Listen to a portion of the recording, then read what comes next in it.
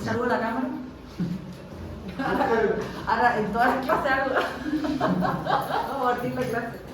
Profe, ahora llaman los potenciales. Sí, potenciales hídricos. Yo me tengo una pregunta. Ya, ¿qué sería? ¿El cuaderno del laboratorio es un cuaderno aparte? ¿Cómo es tu...? Sí, el cuaderno lo hacemos por grupo. Y se hace después el informe. Es un informe pero en cuaderno. Y es uno por grupo. Uno le entrega el cuaderno y otro... El cuaderno lo entregan una semana después del práctico. Mañana tienen que traer todo delantal, ¿no? ¿Qué? ¿Qué? No. Se lo corrijo, pero no va a juntar por eso. ¿Cuánto es el grupo? El grupo de a dos. En una pareja. O, porque pasa que son impares. Y alguno puede ser de tres. Uno puede ser de tres. Solo uno. Profe, la fórmula del potencial hídrico, ¿Ya? o sea, del transporte de agua. ¿Me puede salir? No, la del transporte No, de la agua. de difusión y de flujo de masa no. Ya. Me interesa que entienda qué cosa es la difusión, que es en el fondo se mueve por diferencia de concentración, y el flujo de masa es por diferencia de presión, donde ahí hay influencia de la viscosidad del fluido, que va a dificultar el movimiento, y también el diámetro porque el flujo de masa ocurre por cañerías o por canales o por conductos. Ya, nos quedamos en la clase pasada, ¿cierto?, en el potencial hídrico, que estaba formado por diferentes componentes, 4, ¿cierto? Vimos el potencial de soluto, de presión, mátrico y de gravedad. El potencial hídrico, no todos los componentes están presentes en todas partes. Por ejemplo, en suelo, como el agua generalmente se mueve hacia los lados o pocas distancias, no se considera el potencial de gravedad.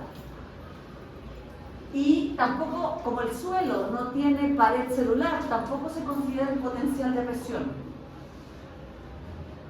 Pero si vamos a hablar de una célula, en la célula, el movimiento de la célula es básicamente difusión, se mueve para el lado, tampoco se considera gravedad, ni tampoco se considera el mátrico, porque toda la pared celular tiene la misma composición, no varía. ¿Cuál es el mátrico? El mátrico, ya vamos a ver de nuevo, es la retención que sufre el agua por los componentes del suelo, por la adhesión a partículas de suelo sólidas que la retienen. Entonces, en la célula lo que importa es el potencial de soluto y el potencial de presión. Potencial de soluto, porque ustedes saben que hay diferentes concentraciones de soluto entre la vacuola, el citoplasma, el apoplasto. Entonces, la célula juega un poco con esas concentraciones para modificar el potencial hídrico. Bueno, el potencial de soluto justamente es el efecto que generan los solutos disueltos en el agua. Cuando ustedes le echan sal o azúcar a un agua, el agua que se une con esas sales no queda libre, queda retenida. ¿Cómo es el efecto? Ahí está, el efecto que generan los solutos disueltos en el agua sobre el potencial hídrico. Representa, como dice, la disminución del desplazamiento, de la capacidad del desplazamiento del agua por la presencia de solutos. A mayor concentración de solutos va a ser más negativo el potencial homónimo. Siempre negativo. El potencial siempre es negativo. Cuando es cero, ¿quién tiene potencial hídrico cero? El agua pura. El agua pura, sin ni una sal. Si ustedes le van agregando agua a la sal, se va haciendo cada vez más negativo. ¿Ok? Profe, ¿a qué se refiere concentración de soluto? ¿Qué es soluto? Solutos todos, cualquiera. Los solutos generalmente, la sal, el azúcar, la tierra, Todo lo que se puede todo lo hacer que es sólido va a tener arrastre de agua y va a secuestrar esa agua, no va a quedar libre. ¿Ok? Los solutos reducen entonces la energía libre del agua. O sea, acuérdense que la energía libre en química era la capacidad de hacer trabajo, que es movimiento, moverse para aquí y para allá. En el fondo, la capacidad de moverse libremente. Y está dado por esta fórmula, que no sé si alguna vez han escuchado la constante de los gases, ¿no? ¿Le ponen I a eso? La constante de los gases es R y es 8,32 joules por metro cuadrado, es una constante, no varía. Depende de la temperatura, que se mide en grados Kelvin, se pone siempre en grados Kelvin. 1 grado Kelvin son 273,15 grados Celsius. Y bueno, la concentración de soluto es el principal factor que afecta este potencial. Si ustedes ven, aquí tenemos diferentes temperaturas. Bueno, la constante nunca cambia, ¿cierto? Y entonces, si multiplicamos la constante por la temperatura, fíjense que ese no varía mucho, pero sí varía el potencial si cambiamos la concentración de soluto. No sé si lo ven ahí, cambiamos la concentración de 0,01 milimol por litro a 0,1 y miren cuánto cambia el potencial de soluto. Se hace mucho más negativo. En el fondo, la concentración de sales es lo que está determinando el potencial de soluto. ¿Estamos claros? Hay una pequeña variación por efecto de la temperatura, muy pequeña, pero la mayor variación se ve, ¿cierto?, cuando cambiamos la concentración de soluto. Ahí está el potencial osmótico, ¿ven? En el agua salada, a diferentes concentraciones. El agua de mar tiene un potencial de menos 2 megapascales, menos 8, menos 8, menos 9, cuando cambiamos la temperatura de 0 a 20, 25, 30. No varía mucho como ahora. Profe, esto es como igual que la osmosis, pero es como una ley más física.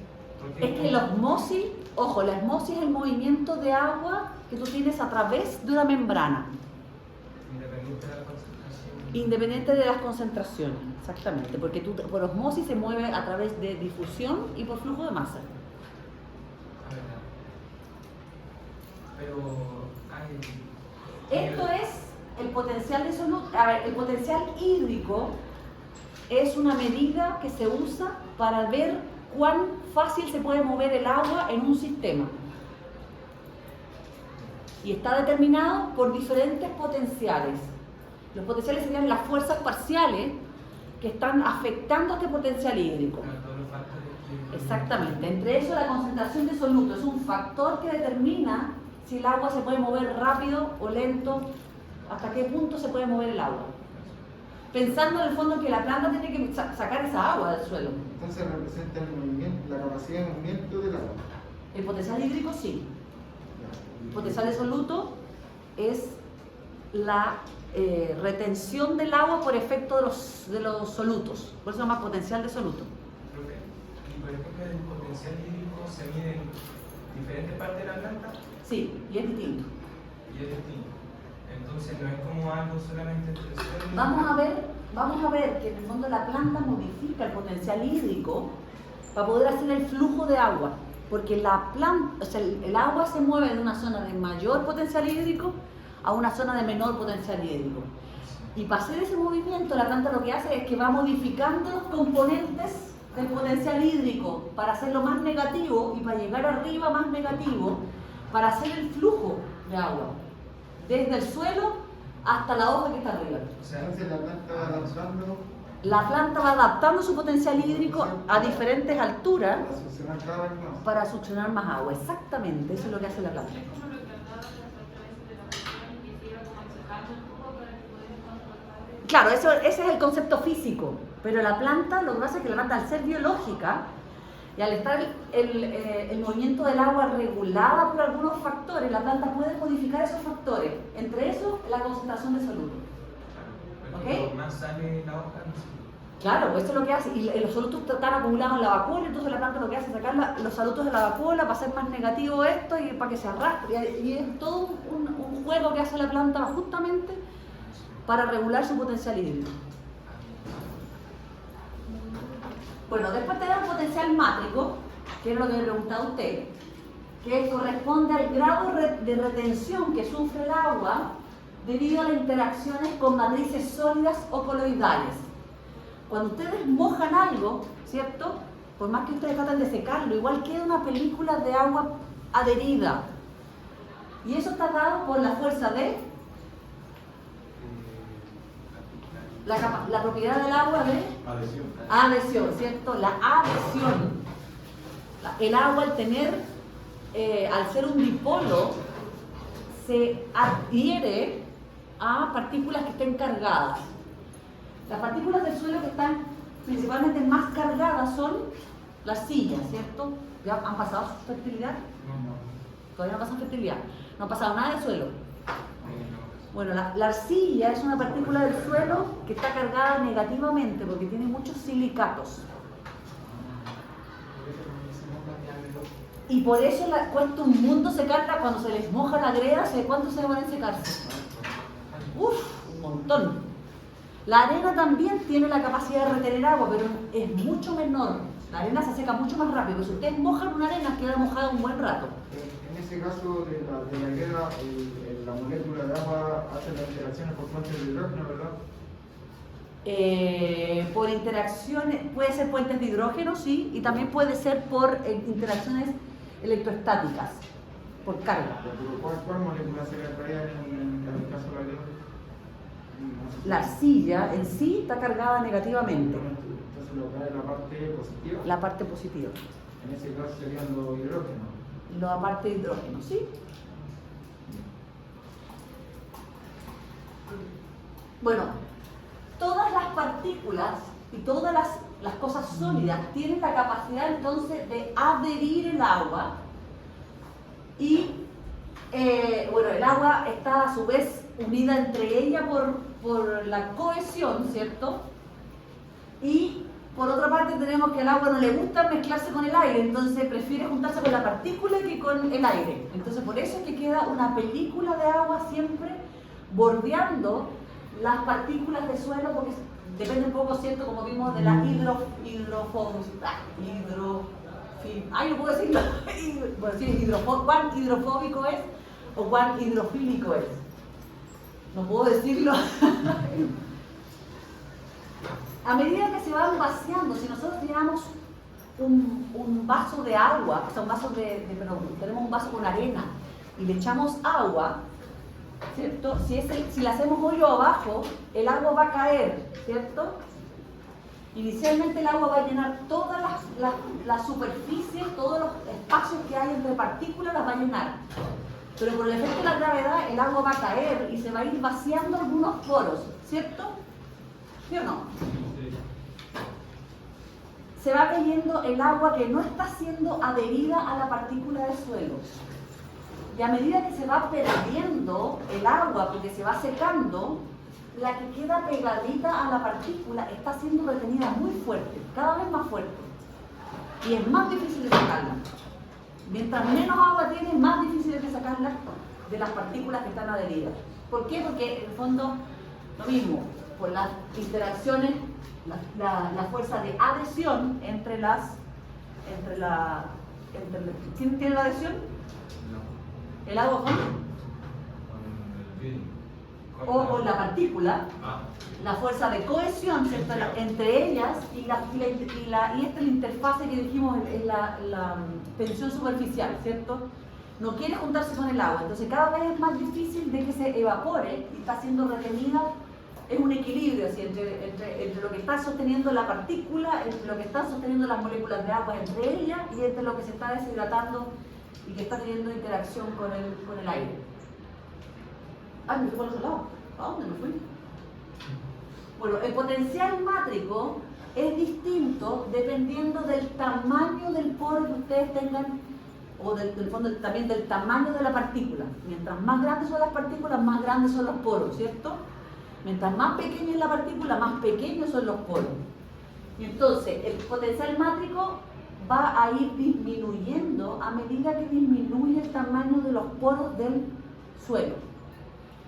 Y por lo tanto es mucho más difícil sacarle el agua a un suelo arcilloso que a un suelo arenoso. Un suelo arenoso usted le hace una centrifugación con la fuerza de gravedad y la velocidad, ¡pum!, y se seca el tiro. El arcilloso, ustedes hacen eso, igual queda mojado, igual queda agua retenida en la superficie. Es mucho más difícil, se requiere mucho más fuerza que una centrifugación. ¿Ok? Profe, Bajo, por otro lado. profe, entonces el potencial mágico, mientras más negativo, es más Tiene difícil. menos agua, es más difícil de sacar, exactamente. Está más retenido O sea, por la mientras más partícula. grande, es más grande el potencial mágico. El potencial mágico en suelos no saturados es siempre negativo. Acuérdense que es negativo siempre. El potencial mágico también se mueve desde cero a lo negativo. Cuando el suelo está saturado, tenemos un potencial mágico de cero. No se requiere ninguna fuerza para que se caiga solo el agua. Gotea, ¿cierto? Cuando usted tiene un suelo saturado, todos los poros de agua, el agua que está libre en el poro va a caer rápidamente por gravedad. La arena está cerca del cero entonces. Depende del contenido de agua que tenga. El potencial mágico va variando a medida que tú vas disminuyendo el contenido de agua que está siendo retenida por ese suelo. Cuando está lleno todo, está en cero.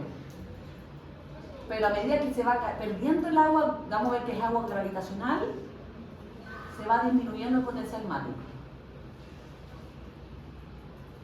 Y cuando se va disminuyendo, ¿cierto? Se van separando el agua que está como en los espacios más grandes, se va yendo, va desapareciendo y empiezan a formar los meniscos, los mismos meniscos que ustedes ven cuando los ponen en el vidrio o en un capilar. También se forman meniscos en los poros. Mientras más grande es el menisco, quiere decir que es más difícil de sacar esa agua.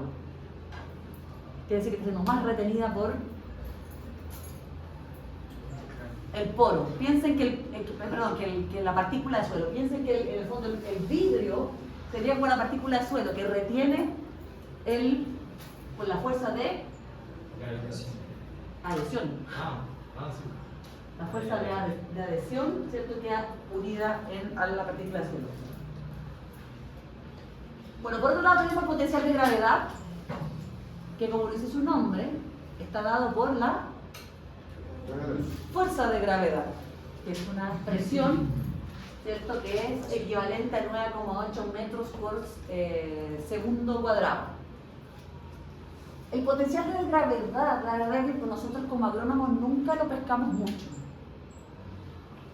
Según la fórmula es igual a la densidad del agua por la constante de gravedad por la altura del árbol o la diferencia de altura que se va a mover el agua. Y fíjense que en 10 metros el potencial hídrico solo varía 0,1 megapascales, que es insignificante. 10 metros, 0,1 megapascales.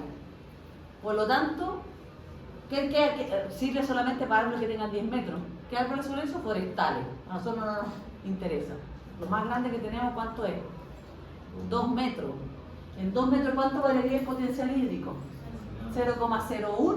No tiene ni un 0,02 en realidad. No tiene ni un... O sea, el agua en los árboles vence la gravedad como totalmente. Es que la fuerza que genera la succión por la evaporación es mucho más fuerte que la gravedad. Como que, ¿te acuerdas que le dije hasta dónde sube la columna de agua? Hasta que hasta que se equipare la fuerza con la gravedad. En el caso de las plantas sobre 2 metros, la fuerza es mucho mayor. Hacen un potencial mucho más negativo y por lo tanto la gravedad.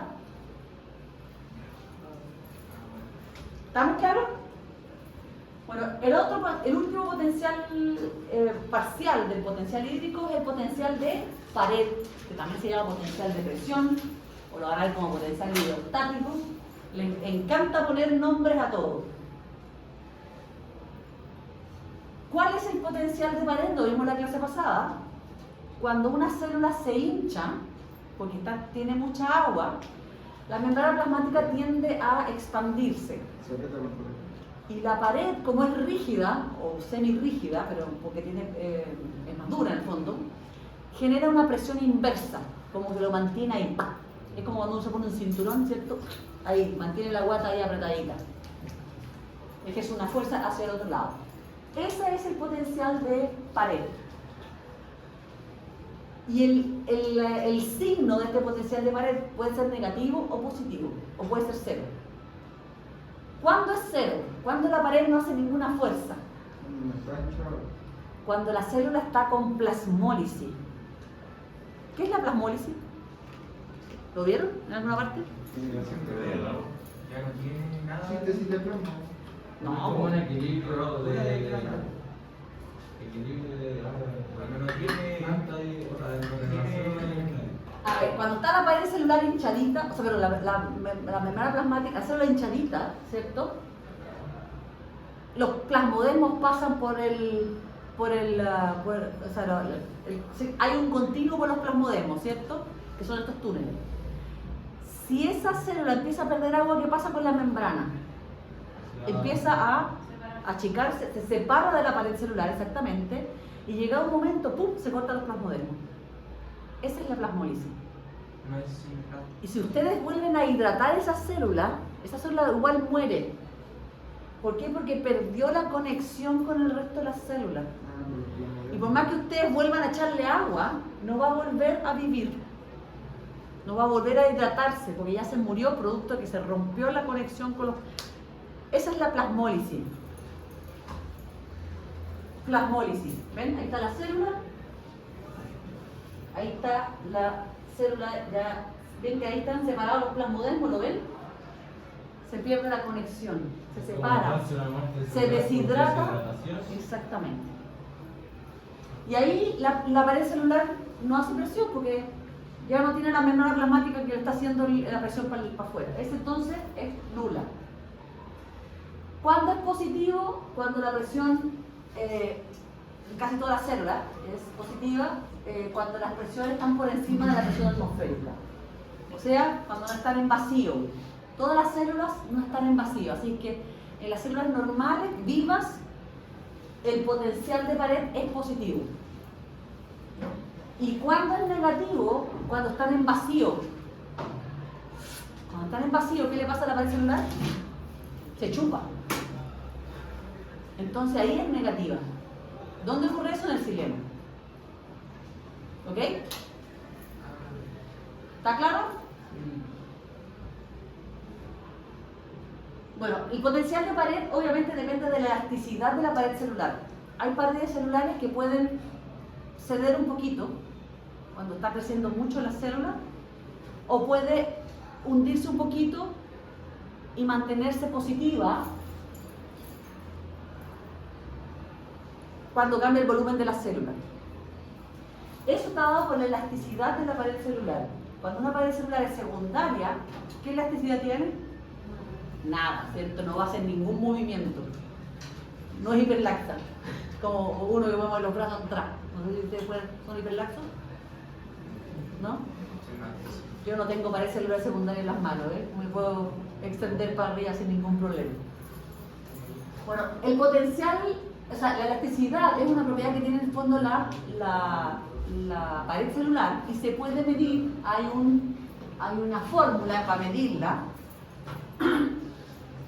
La elasticidad se mide como E. Fíjense qué pasa aquí. Aquí estoy mostrándoles la variación del potencial hídrico de una planta a medida que va disminuyendo el volumen de la célula, volumen de agua. Aquí perdió 5% de agua, por eso tiene un volumen de 0,95, o sea, tiene un 95% de su capacidad máxima, que es 100%.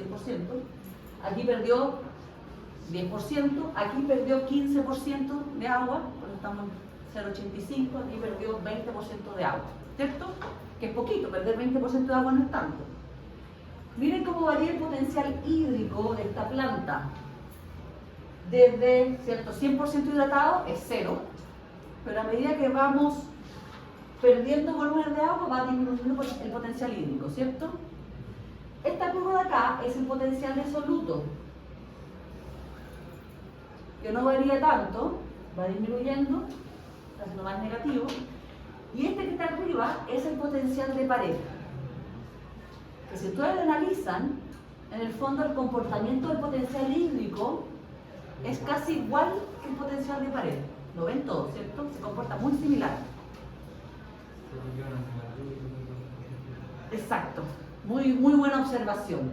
Fíjense que cuando el potencial de pared es 0, llega a 0, ¿cierto que estamos en 0? ¿Cuánto volumen de agua ya perdió la planta? 15%. O sea, con poquita pérdida de agua ya llegamos al potencial de pared 0. Una planta que tiene una pared celular más elástica, ¿cómo va a cambiar esta curva?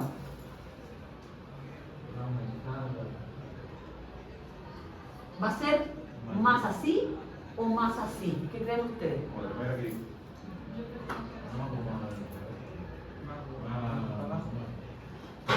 Se va a dibujar más. Piensen que el potencial de pared también se comporta igual que el potencial hídrico. Bueno, la elasticidad está dada por la diferencia del potencial de presión partido por la diferencia de volumen. Mientras más chiquitito es esto es más grande, ¿cierto? Sí. Ya, ¿cuándo esto es más chiquitito? ¿Cuando está así o cuando está así? ¿Cuándo la pendiente es 1? Matemática. ¿Cuándo tenemos una pendiente 1?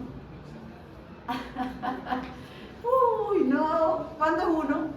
¿Cuando está así o cuando está así? Está así. Cuando está así, ¿cierto? Ya. Y entonces, ¿cómo va a ser la curva cuando tengan una pendiente muy chiquitita de 0,0001? ¿Cierto? ¿Se entendió? ¿O no? Entonces, si la electricidad mayor va a ser así. Mientras más chico es esto, es más elástica. Mientras más grande es menos elástica. ¿Ahí sí?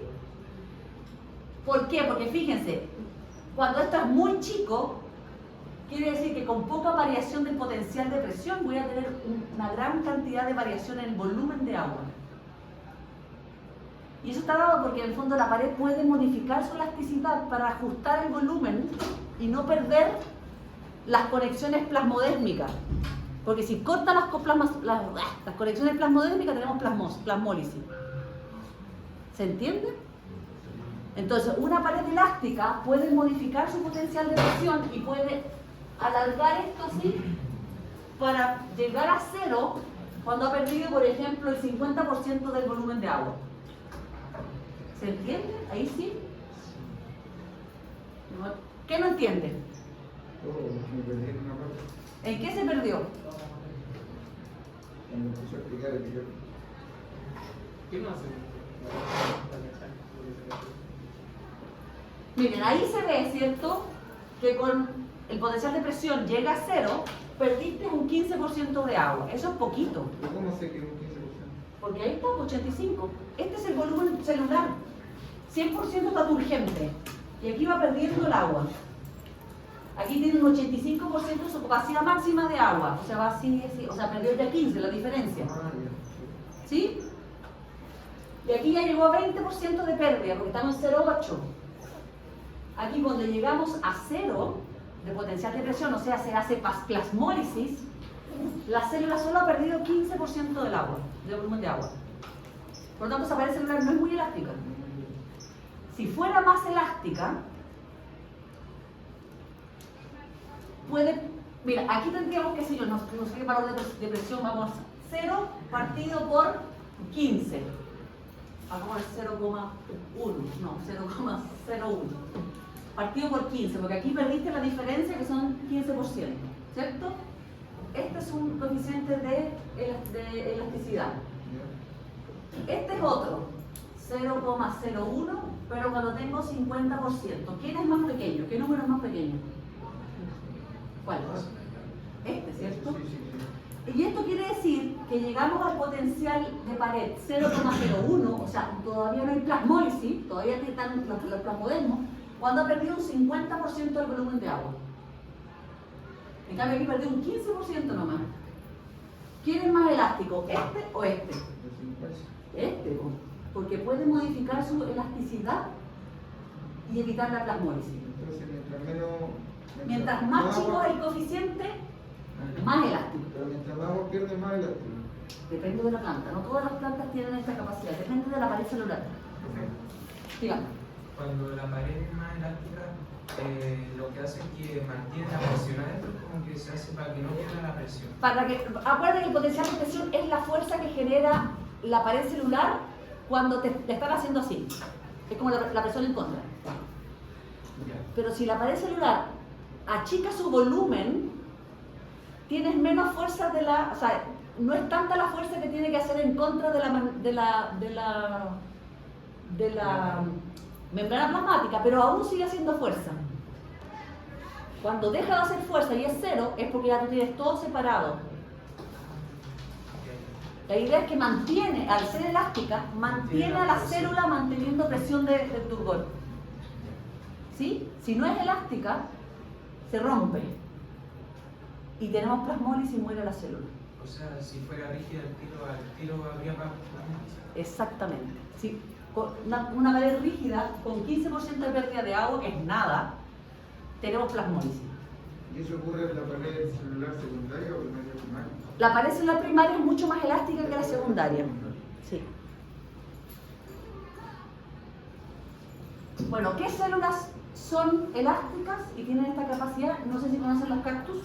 Si ustedes cortan un cactus, las células fotosintéticas básicamente son las que están en el borde, pero todas estas células que están aquí adentro son células de reserva de agua y esas tienen una elasticidad muy pequeña y por lo tanto pueden ir ajustando su volumen de agua y pueden incluso aumentar mucho más agua de la capacidad que tenga la célula. Puede ser un globo que se sigue hinchando y puede, ¿por qué? Porque puede modificar la elasticidad de su membrana, de su pared celular. Su pared celular no es tan rígida, su pared celular es muy elástica, es primaria. Y eso le da la capacidad de acumular mucha agua dentro de ese tejido. ¿Queda claro? ¿Sí? En el caso de los cactus, la pared celular secundaria No tienen pared celular secundaria. No tienen, porque no tienen lignina, ¿no? Sí, tienen lignina, pero no la usan ahí, la usan en el sistema vascular, en el xilema. Tú te puedes comer un cactus, o sea, las espinas te van a hacer un pedazo, pero la tuna, por ejemplo, siempre es súper blandita, tú la puedes mascar sin problema, no tienes mucha resistencia, no tienes mucha pared celular secundaria. Las paletas de tuna pasa lo mismo. Las células más rígidas, de hecho, son las fotosintéticas, tienen una pared celular mucho más rígida. Y esas tienen, o sea, te cuesta pincharlo, pero ya una vez llegando adentro tú puedes moverte fácilmente en el cálculo. Ya, vimos entonces, ¿cierto?, que el transporte de agua ocurre por difusión, flujo de masa o por osmosis. ¿Cuál es la fuerza motriz que hace que se mueva a través de estos tipos de transporte a través de la planta? Dijimos que era la transpiración, ¿cierto? ¿Cómo se mueve el agua desde la raíz hasta la más arriba? Por diferencia de potencial hídrico. ¿Dónde tenemos mayor potencial hídrico? Abajo. ¿Dónde tenemos menor potencial hídrico? En la hoja. La atmósfera es sumamente seca. El contenido de humedad es súper bajo. La atmósfera puede tener, si ustedes miden en megapascales, 20 megapascales. Entonces, ¿cierto? La hoja está en equilibrio con la atmósfera en la cavidad subestomática, ¿cierto? Y por lo tanto, el potencial hídrico más negativo dentro de la planta sería la cavidad subestomática. Y entonces el movimiento es desde ahí hasta la cavidad subestomática y después sale por el estómago por difusión. Profe, que dijo que la atmósfera tiene Megapascales. La atmósfera, cuando tienes un 40% de humedad más o menos, si tú le mides en megapascales la presión que tiene, la presión atmosférica, es menos 20 megapascales. Y en el suelo tú tienes normalmente 0,1 megapascales. Menos 1, 0, pero hoja que es negativa, menos 20 megapascales, menos 0,1 megapascales. Y la planta tiene que ir cambiando su potencial hídrico para poder hacer el movimiento por diferencia de presión, flujo de masa a través del xilema. Dígame. Entonces, el agua que sale por los estomas lo hace mediante difusión. Desde la cavidad subestomática hacia afuera es por difusión, sí. Profe, la fuerza motriz no cuenta la adhesión y cohesión. ¿La qué? La fuerza, la fuerza motriz no calza la cohesión, la densidad la fuerza motriz de qué? de esa La actividad. transpiración. Acuérdate que cuando el agua está en una columna moviéndose, cuando sale una molécula de agua, ¿qué es lo que hace? Genera este chupón. Entonces esa es la fuerza motriz. Y las otras son fuerzas físicas. Las otras son fuerzas físicas. O sea, son propiedades físicas. Bueno, el agua se mueve obviamente en forma pasiva, no hay gasto de energía. Porque como dijimos la clase pasada, si se gasta energía, la planta queda muerta. Porque la planta transpira el 97% del agua que absorbe. ¿Y cuándo era que se entraba en contra del gradiente? Estoy mal, yo estoy perdido. No, está confundiendo los transportes. No hay ninguna bomba de agua. No existe bomba de agua. Las bombas son de protones, bomba de soluto, bomba de cloro, de cloruro, perdón, de potasio, de sodio, de calcio. Pero no hay de agua, bomba de agua no hay. El agua pasa a través de las aguaporinas, que son canales, acuérdense. Sí, son canales. Entonces, la fuerza impulsora que permite el ascenso del agua, ¿cierto? Es, desde la raíz, es la gradiente de potencial que existe entre el suelo, raíz, tallo, hoja, atmósfera.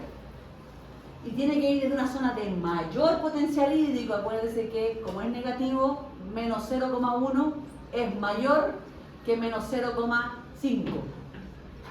¿Ok? Esto les cuesta un montón porque, claro, ven que el número es mayor, pero como es negativo, tienen que empezar que estamos por el otro lado. Bueno, el suelo, ¿cómo se mueve en el suelo el agua?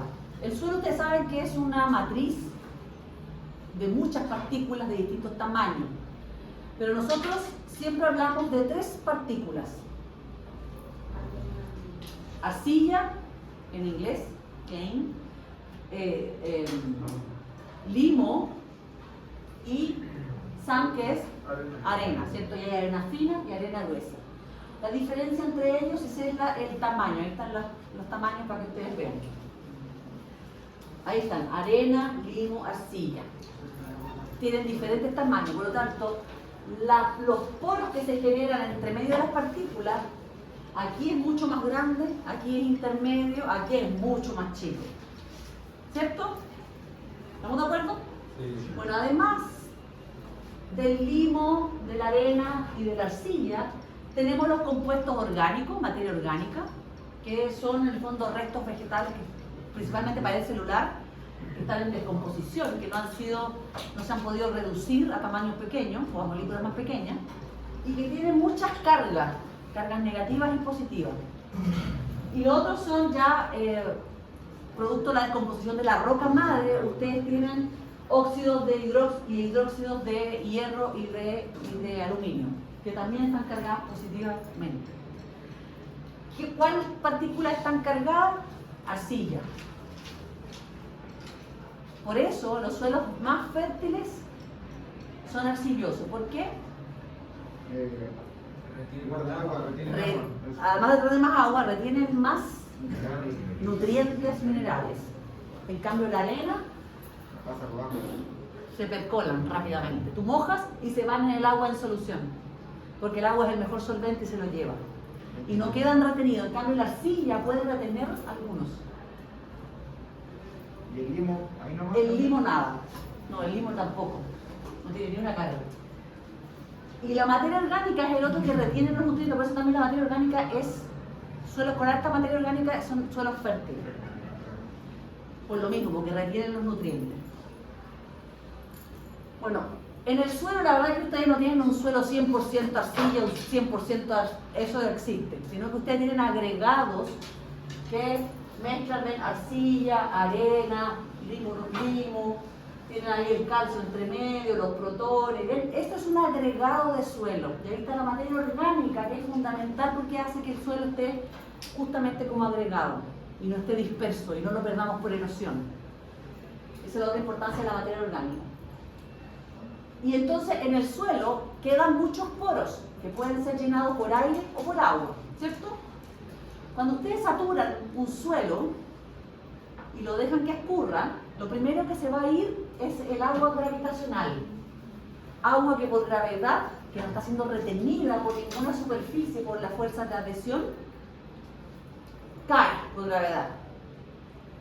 Pero queda un agua, que es el agua capilar, que es la que queda, la película de agua que queda siempre adherida por las fuerzas de adhesión, ¿cierto? Y queda como mojadito. Bueno, el potencial hídrico del suelo, yo les dije que es mayormente influenciado por el potencial mátrico, que es la capacidad de la arcilla de retener el agua para que no se mueva, y el potencial de soluto, que es en el fondo la capacidad que tiene el soluto o las sales, que fundamentalmente son sales en el suelo, de retener el agua para que no se mueva. ¿Ok? ¿Estamos claros, cierto? Bueno, aquí está el ejemplo, ¿cierto?, de si ustedes llenan una fracción de suelo con agua, ahí está la partícula, el agua. La primera agua que se cae, ¿cierto?, fácilmente es el agua gravitacional, pero siempre queda una película del agua adherida y es el agua capilar. ¿Conocen el concepto de capacidad de campo y punto de marchitez permanente? Bueno, la capacidad de campo es justamente la condición del suelo cuando todo el agua gravitacional se fue. Es como el fondo cuando la partícula de suelo está con el 100% de su agua adherida, no se ha perdido nada, está hidratada por el agua capilar. Ahí está mi capacidad de campo. El agua gravitacional, si ustedes agarran un puñado de tierra y la apretan, también sale. Ustedes están ayudándola a salir. Y lo que queda es la capacidad. Y lo que queda es capacidad de campo. La idea de capacidad de campo, no sé si alguna vez se lo han hecho en terreno, que ustedes toman el suelo y lo apretan y se forma un lulito, pero que es un lulito que se desarma fácilmente, que tú le pones presión y se desarma. Un lulito suena raro, ¿cierto? No sé cómo decirlo, Un pedazo de tierra. pero que queda como así, como con incluso la forma de la mano, así como... Cuando tú tienes pasada capacidad de campo, cuando tú haces ese ejercicio y te queda todavía como el uno y te cuesta separarlo, ahí todavía estás más saturado que capacidad de campo. De hecho, la arcilla pasa eso, ¿cierto? Que queda como un duro muy... Ya. El punto de marchitez permanente, por otro lado, es cuando ya se ha perdido gran parte del agua capilar y ya la planta no puede hacer fuerza para sacársela a la arcilla. Queda muy fuertemente retenida por la partícula de suelo por el potencial mátrico. No la suelta ni aunque le den nada a cambio. Iba a decir cualquier cosa, pero mejor me retuve. Bueno, la capacidad de campo normalmente está, el punto de marchitez permanente en el suelo es cerca de este potencial hídrico, menos 1 megapascal, menos 1,6 megapascal. Eso es muy negativo. Son pocos árboles los que pueden sacar agua de un suelo que tenga este potencial hídrico.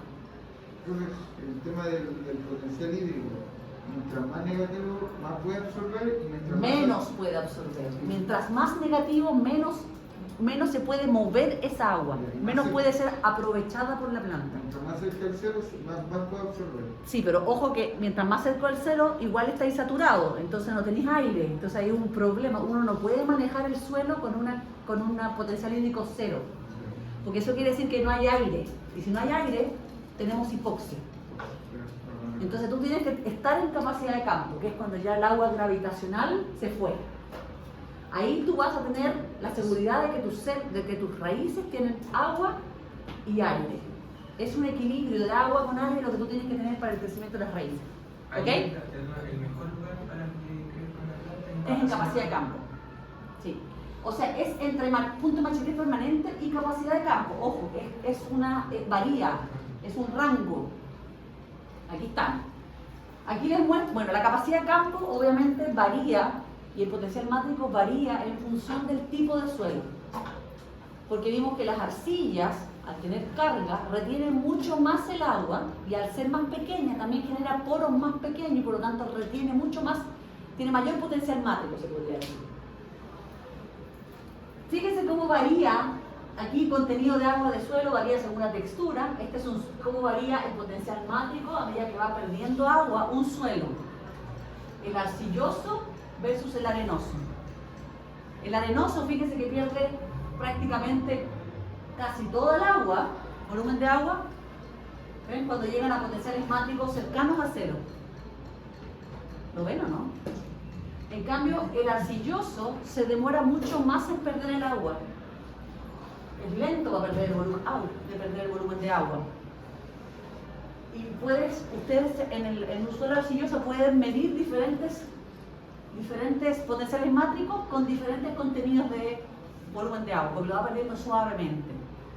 En cambio, al arenoso usted le aplica una presión, lo bota al tiro. Como le digo, lo centrifugan, se bota todo el agua. ¿Ok? Y eso es porque básicamente, ya les dije, los suelos arenosos tienen espacios más grandes y no tienen carga. Entonces retienen mucho menos agua.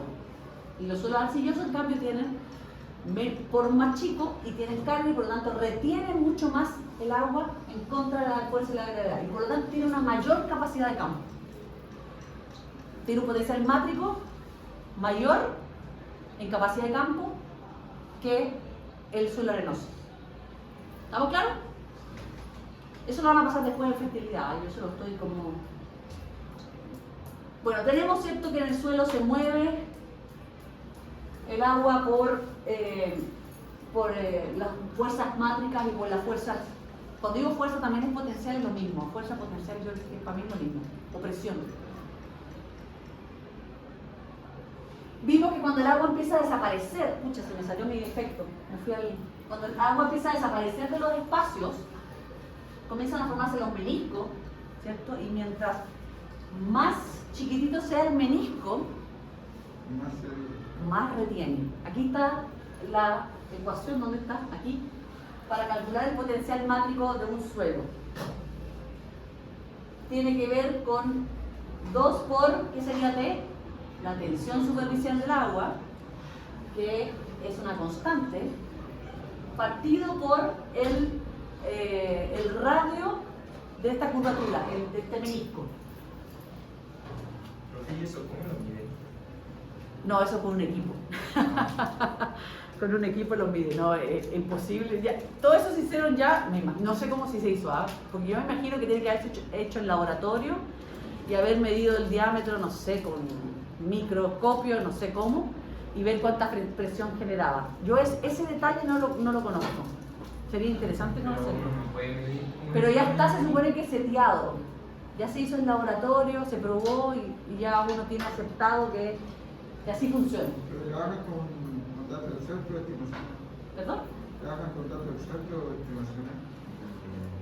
No, con datos exactos. Hacen pruebas y después hacen modelos y los modelos después los ajustan y ven si se comporta bien, igual en todas las condiciones. Es todo un proceso de ajuste, no es tan rápido. Ay,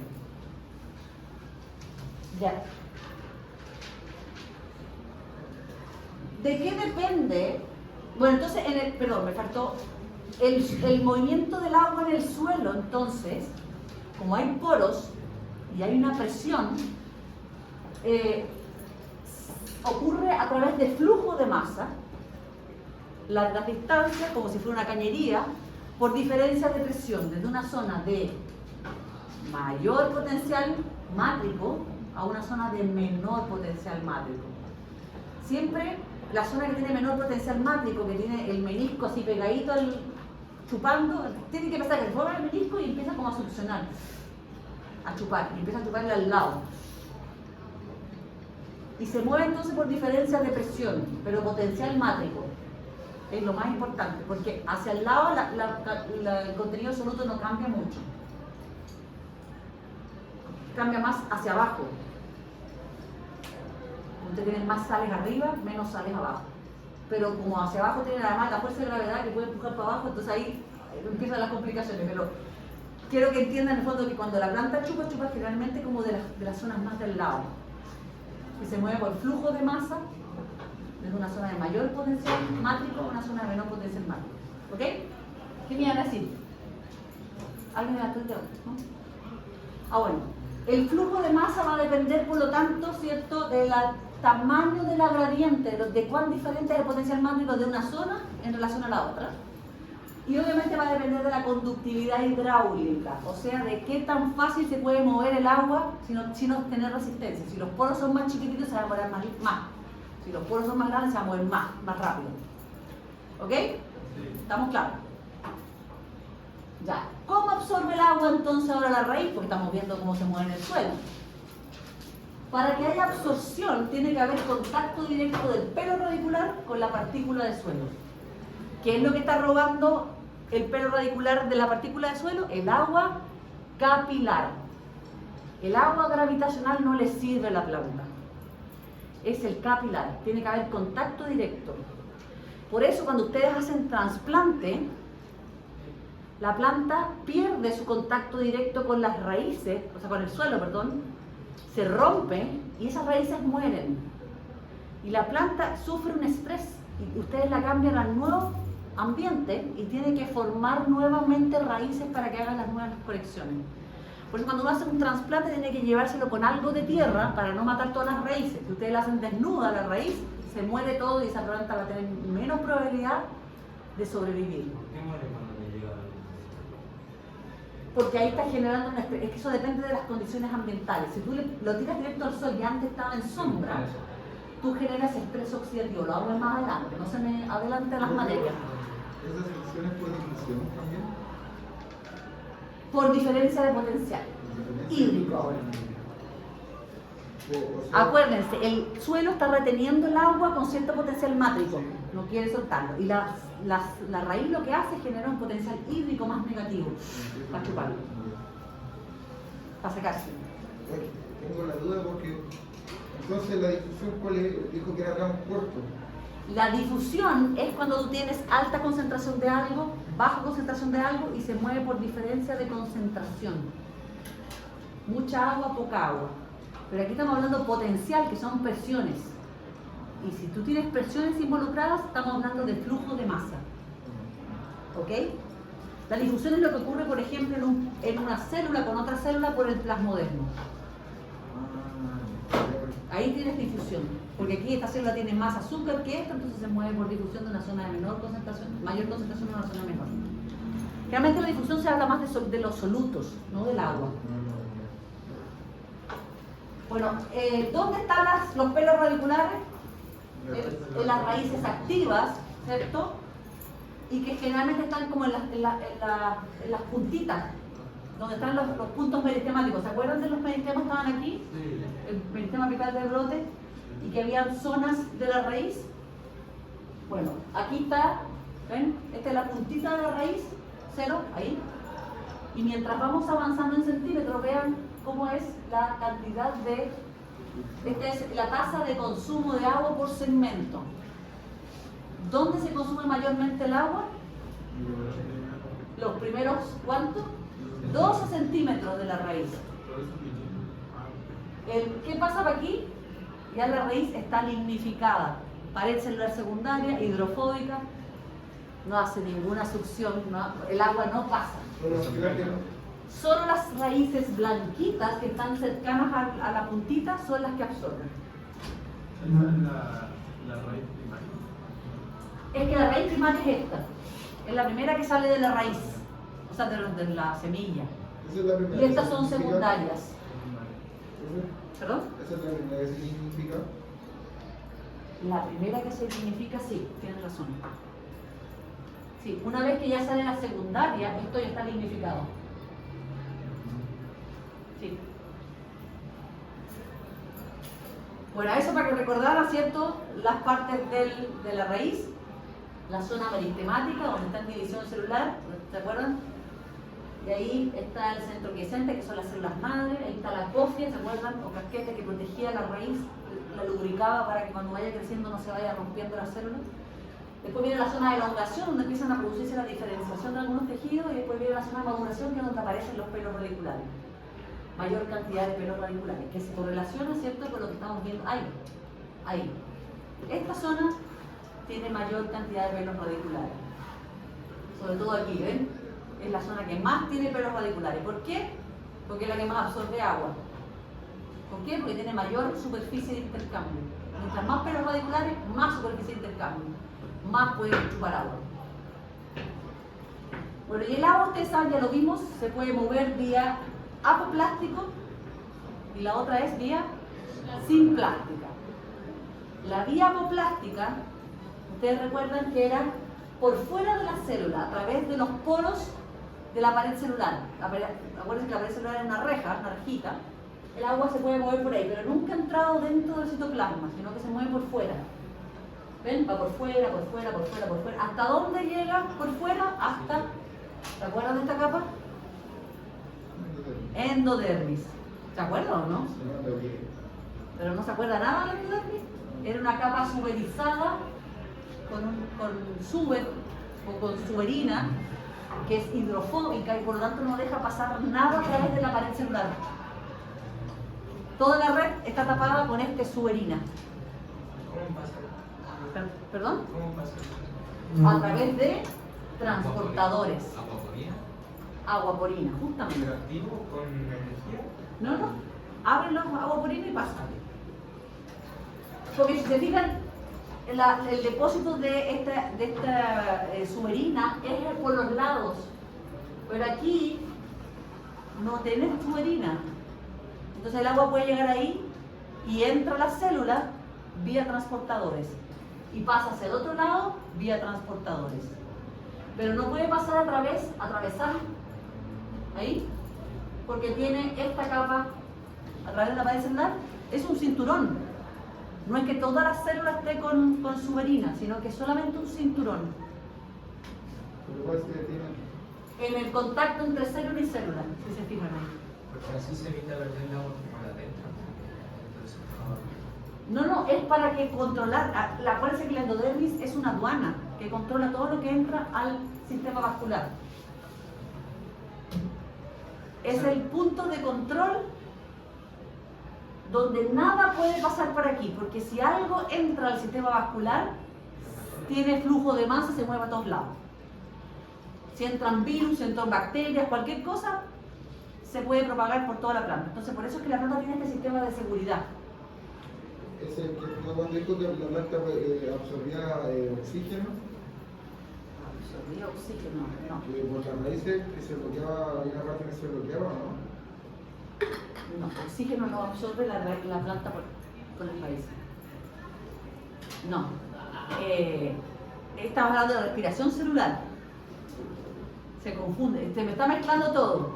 Trate de no pensar en eso. Esto es transporte de agua. El agua se puede mover. Acuérdense que la pared celular es una rejilla. Y la célula, ¿cierto? Con la membrana plasmática es hidrofóbica. El agua se puede mover a través de la rejilla de una célula con otra, ¿cierto? Se puede mover así a través de la pared celular. Esa es la vía hemoplasta. También puede entrar, pero cuando entra a través de transportadores que se llaman acuaporina.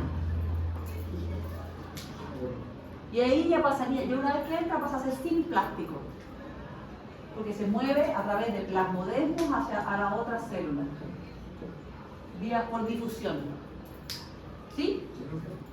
una pregunta que tiene que ver con eso. ¿La vacuola tiene membrana, profe? Sí, claro. La vacuna tiene la membrana del tonoplasto, se llama. ¿Cómo? Tonoplasto. Tonoplasto. También tiene guaporina. También tiene guaporina el tonoplasto. Profe, Diga. acá hablando con mi socio, la simplástica y la apoplástica. La simplástica, el agua entra al tiro a través de la guaporina hacia el citoplasma. Al tiro. Por el pelo radicular entra al citoplasma y se mueve, fíjense, por los plasmodesmos. Se mueve siempre dentro de la célula. Eso es simplástico. Pero cuando llega a la endodermis no tiene plasmodesmo con nadie. ¿Sí? ¿Ocurren las dos? Ocurren las dos. ¿Al mismo tiempo? Al mismo tiempo. Sí. La simplástica o apoplástica ocurren siempre. Pero cuando llegan a la endodermis, fíjense que la simplástica tiene que salir a la pared celular, tiene que salir por la guaporina para afuera, cruzar la pared celular y entrar por la aguaporina de la endodermis. Tiene que salir y entrar de la pieza. No pasa vía plasmodesmos porque no hay plasmodesmos en la endodermis. Ah, o sea que la endodermis es la que recibe el agua para que entre por la guaporina. La endodermis es la que decide qué es lo que entra y qué es lo que sale del sistema vascular. Entra agua, entra nutrientes, entra lo que sea, pero lo regula Endodermis. Entonces la endodermis solamente tiene transportadores proteicos. Tiene no todo- apoplastos. O sea, perdón. Tiene transportes proteicos. Plasmodermo. No tiene plasmodermo. O sea, solamente es el... Apoplasto. O sea, no. Sí, pues apoplasto, vía apoplasto tiene que salir. O sea, no, sin plasto. Es que es apoplasto cuando atraviesa por aquí la membrana, o sea, perdón, la pared celular, y es sin plasto cuando entra dentro de la célula. Y después vuelve a apoplastos. Y después puede volver, sale para afuera de la membrana y después entra nuevamente a la célula. Entonces, profe, para entrar a endodermis, la vía simpática se convierte en apoplastos. Es que claro, es que por el tramo que pasa a través de la membrana de la pared celular es apoplasto. Todo lo que sea a través de la pared celular o tejido muerto es apoplasto. Está fuera de la célula. El xilema también se considera apoplasto porque no está vivo. Si el agua se mueve por un sistema vivo es sin plasto. O sea, por dentro de la célula, por los plasmodermos, todo eso es sin plasto. Pero si pasa la pared celular es apoplasto.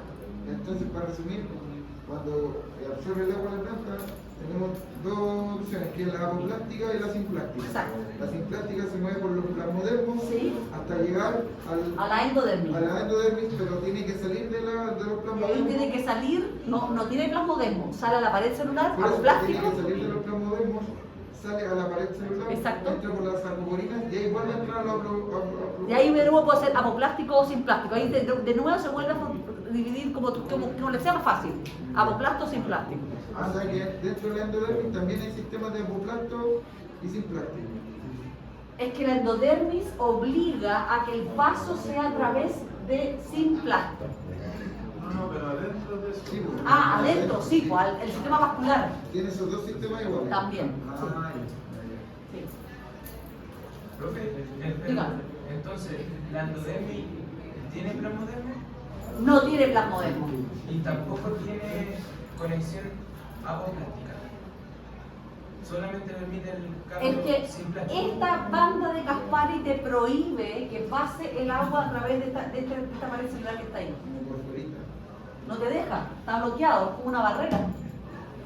Por eso tiene que salir a la pared Y celular. por eso tiene que salir a la pared celular de aquí, entrar por el transportador aguaporina por aquí, atravesar todo y ahora de nuevo salir a la pared celular porque no hay plasmodermo y entrar a través de transportadores de aguaporina aquí adentro.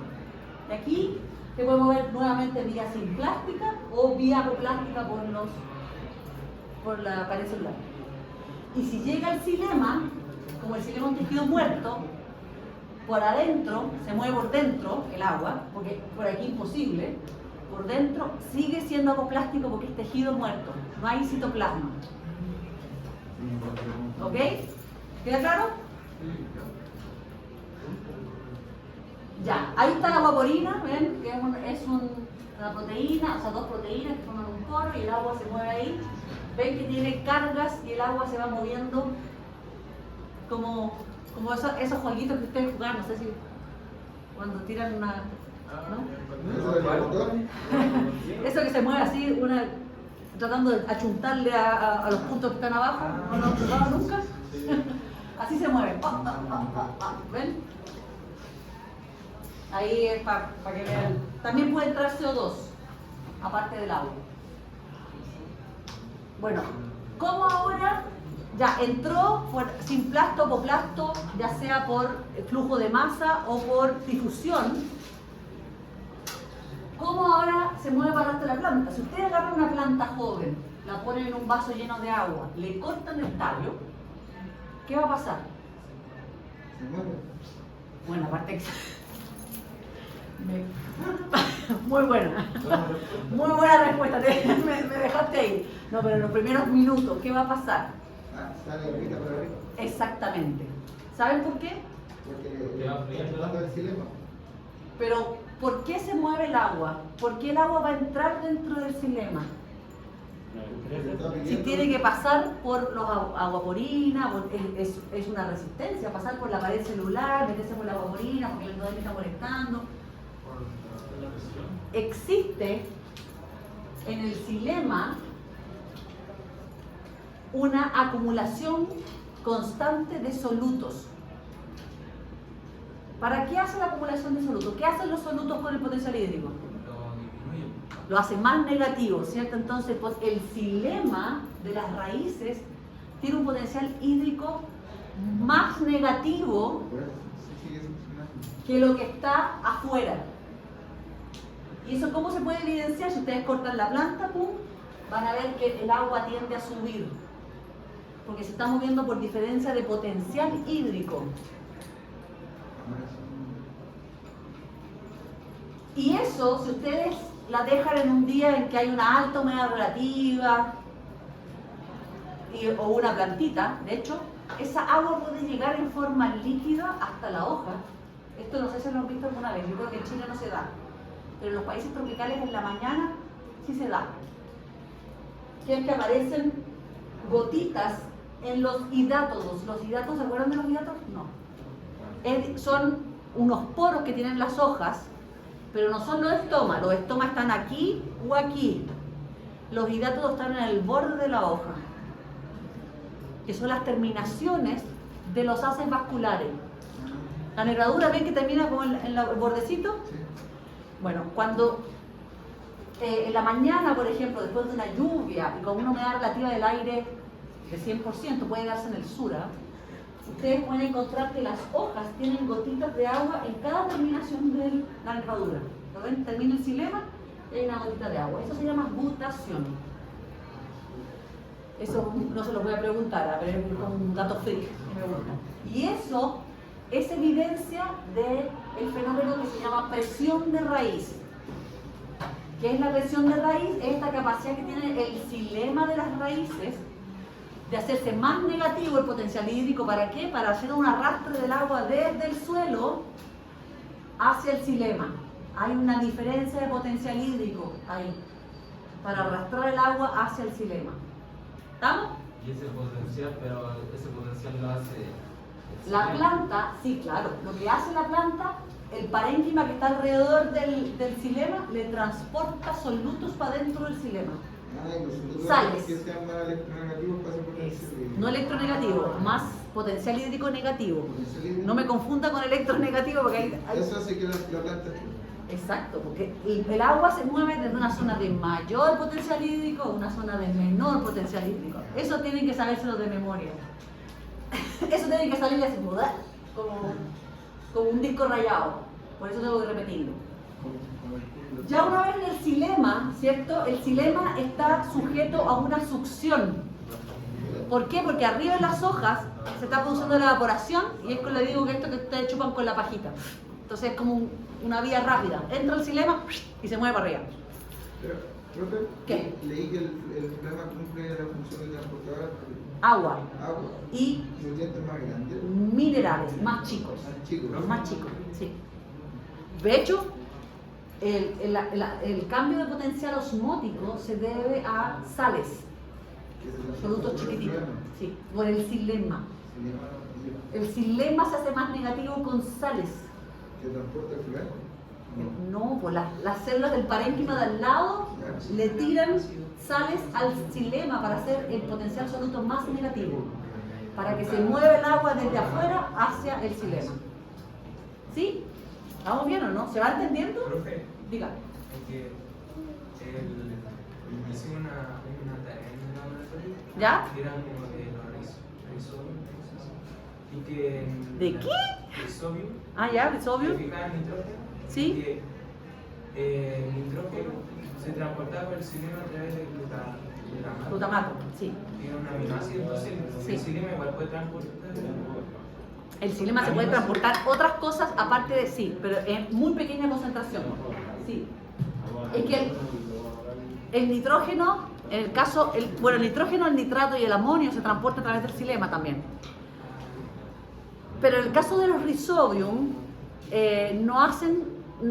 también absorben nitrato y amonio, pero las fuentes de nitrógeno básicamente está dado por justamente las bacterias que hacen asociación simbióticas con las raíces y hacen el ciclo del nitrógeno, que transforman el amonio, el nitrato a nitrito, después a glutamato, no, glutamina y después glutamato. Y el glutamato después se transporta. Sí. Exacto.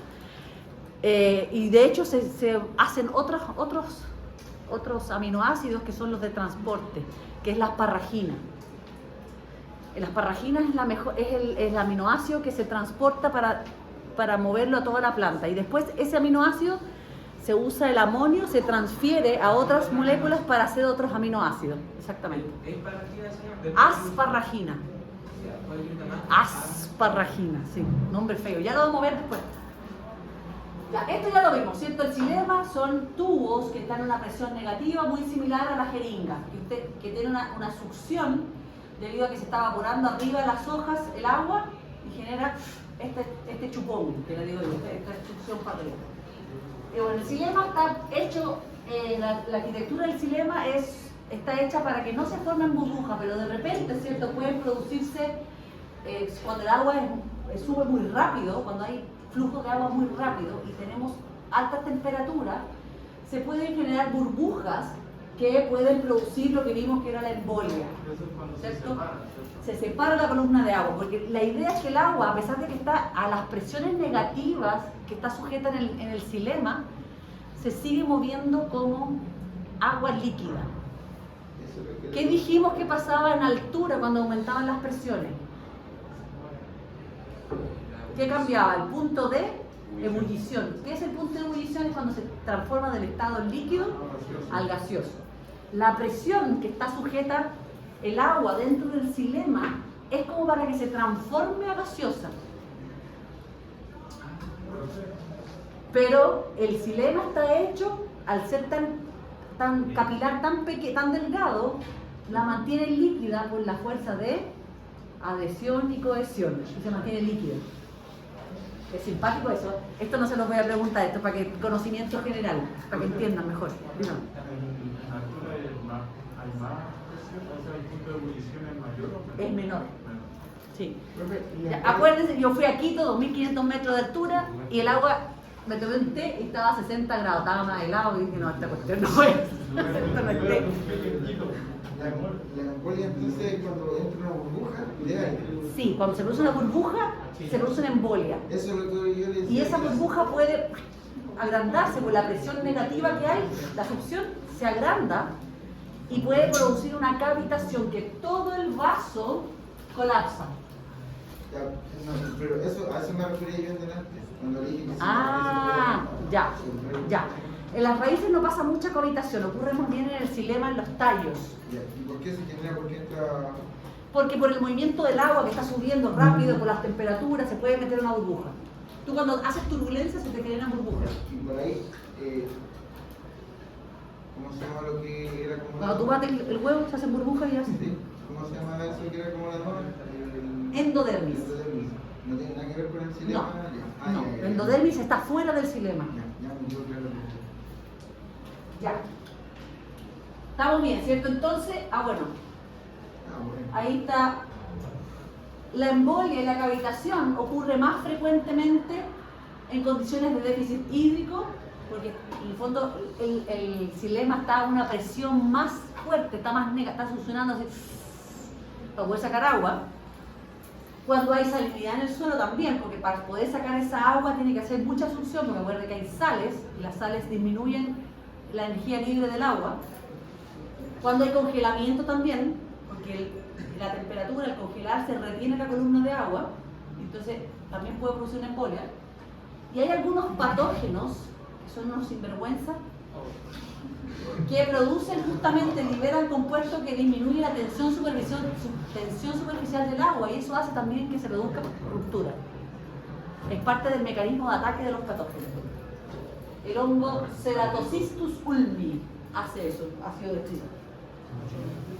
Bueno, ¿cuál es la fuerza motriz que sube el agua para arriba? Ya lo dijimos, la transpiración.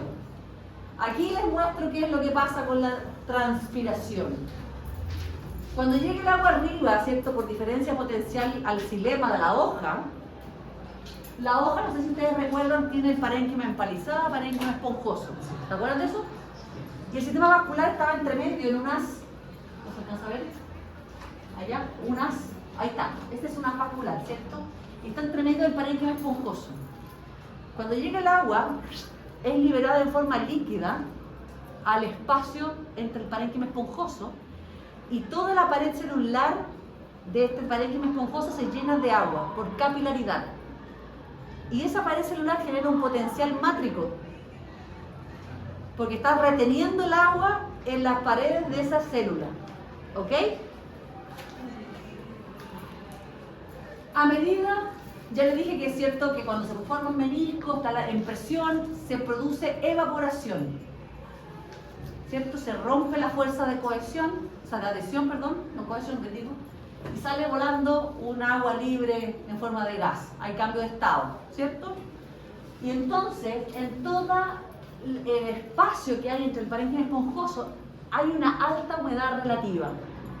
¿Por qué? Porque en el fondo tenemos una gran acumulación de agua en estado gaseoso, ¿cierto? Entonces es como estar en un sauna. El parénquima esponjoso de una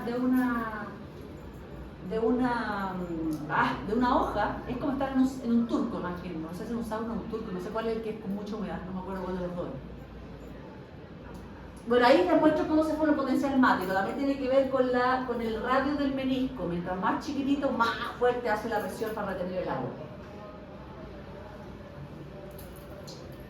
¿Por dónde sale el agua? ¿Ven? Aquí tenemos un corte transversal de una hoja, el parénquima empalizado, parénquima esponjoso, la vascular. Justamente donde más se acumula entonces esta alta cantidad de vapor de agua es en las cavidades subestomáticas. Debajo de cada, o sea, en la hoja, debajo de cada estoma hay un espacio que se llama cavidad subestomática, donde empieza a acumularse el vapor de agua. Ese vapor de agua tiene que salir, porque si no sale, no sigue subiendo agua para acá, no se sigue mojando esto, porque en el fondo llega el equilibrio. El agua aquí se mueve por difusión. Y si yo tengo 100% humedad relativa aquí, y está todo lleno mojado de agua, se me corta el flujo acá, ya no tengo la presión, pierdo la succión. Entonces, para continuar con la succión, este vapor de agua que está aquí tiene que salir, para continuar con el flujo. La atmósfera, por un lado, ¿cierto?, tiene un potencial hídrico muy bajo, yo les dije. Pero para salir por la atmósfera, tiene que estar abierto el estómago. El estómago genera una resistencia al flujo de la salida del vapor de agua. Si está cerrado, esa resistencia es máxima, ¿cierto?, porque está cerrado, y si está abierto, la resistencia es mínima. ¿De qué depende de que esté cerrado de temperatura? Ah, muy buena pregunta. Depende de cuánta agua esté sensando la planta que está succionando en las raíces. Todo depende de la raíz. Sí. Si la raíz sensa que no hay suficiente agua, inmediatamente cerramos el Claro, estómago. no necesariamente va a transpirar porque se va a deshidratar. Hay una señal rápida, eléctrica, como un impulso eléctrico de las neuronas. Hay una señal eléctrica que activa la síntesis de una hormona que se llama ácido abscísico. El ácido abscísico sube por el floema, o sea, el xilema, perdón, me equivoqué. El ácido abscísico es una hormona que sube por el xilema, se transporta por el xilema. Llega al estómago y le dice, ciérrate, y se cierra. Y eso es rápido. Esa respuesta ustedes la pueden tener en 15 minutos, así de rápido. Antes de que se produzca un déficit hídrico en la hoja, o sea, es cuando lo sensan las raíces, al tiro cerramos los estómagos, porque si no me causa un problema. ¿Estamos en la hora? Sí. Me quedan 4 minutos. No, profe, ¿está mal su reloj? Profe, No. Ya. ¿Cómo se mueve aquí por diferencia de difusión? Aquí tengo 100% humedad relativa y aquí tengo, ¿qué humedad relativa? Baja. Santiago 40%. Entonces hay diferencias por concentración. Mucha concentración de vapor, baja concentración de vapor, se mueve, sale. también entra CO2, tiene eso. No. Y entra CO2, claro, por eso. Bueno, ¿cómo podemos hacer que se mueva más rápido? Con viento. Si ustedes remueven, porque cuando se estaba produciendo la salida de vapor, el vapor tiende a quedar aquí y forma lo que se llama capa límite. ¿Lo habían escuchado? La capa límite es la atmósfera que está inmediatamente rodeando el estómago. Y si esto llega a 100%, ¿qué pasa con la difusión aquí? Se cierra. no se produce difusión, porque aquí está 100%, aquí está 100%, no hay difusión. En cambio, si viene un vientecito y saca el aire, comienza de nuevo la transpiración. Eso es porque los estomas están en la parte de abajo. Porque en algunas hojas, en otras hojas están a ambos lados. Entonces, en zonas ventosas, con movimiento de aire, tienen una mayor tasa de transpiración que en zonas no ventosas. ¿Estamos claros? Ahí están los estomas, ¿se los conocen? Ahí, dos células que forman un poro, eso también lo conocen, ¿cierto? Bueno, los estomas se pueden abrir y cerrar en función de señales. Como dijimos, la fundamental es el estatus hídrico. Pero también los estomas se abren en respuesta a la luz, porque como el estoma también entra CO2 para la fotosíntesis, se tiene que abrir siempre en la mañana y se tiene que cerrar en la noche para no perder agua. Detecta intensidad de luz, o sea, cuánta luz está llegando, si es luz por alta luminosidad, con baja luminosidad, la calidad de luz, o sea, el tipo de luz, luz azul, luz roja. De hecho, se abre mucho más en la mañana porque hay más luz azul en la mañana. Es más clarito el día, ¿cierto? En cambio, en la tarde es más luz roja, y están los atardeceres rojos. Detecta la diferencia entre luz roja y luz azul. Y en la mañana abre harto y en la tarde no los abre tanto, los empieza a cerrar. Y ya en la noche, que no hay luz, los cierra. También depende de la concentración de CO2. Si hay mucho CO2 interno dentro de la cavidad subestomática, el estómago se cierra. ¿De cierre? Se cierra. Porque ya chupó suficiente CO2. Es un equilibrio. Bueno, ¿y cómo abre y cierra los estomas? Regulando el potencial osmótico, modificando la concentración de potasio y de sacarosa. ¿Ven? Miren aquí, este es en el tiempo y esta es la apertura del estoma. Aquí le estamos dando luz roja y se abre este ahí. Le damos luz azul y miren cómo abre el estoma. ¡Guau! En la mañana ustedes siempre van a tener el estómago mucho más abierto. ¿Por qué en la mañana va a tener los estómagos más abiertos? Porque hay mayor cantidad de luz azul. Pero estamos Pero piense en un verano, el verano a las 8 de la mañana, comparado con el verano a las 5 de la tarde. El calor, ¿cierto? Exactamente, en la mañana tienes menos probabilidad de deshidratarte. Entonces puedes abrir, tienes mayor humedad relativa, menor temperatura, te abres para consumir harto CO2, hacer mucha fotosíntesis, y en la tarde podés cerrar y ya hiciste toda la fotosíntesis que necesitabas. Bueno, y el potencial, esto para que el final, para finalizar, el potencial hídrico en la atmósfera, 95,2 megapascales. En el suelo, 0,2. Entonces hay una gradiente de potencial hídrico en toda la planta para poder hacer un movimiento continuo de suelo, raíz, tallo, hoja, atmósfera. ¿Ok? Eso es todo. Sí, el laboratorio de la bio 02. Taxonomía. Sí.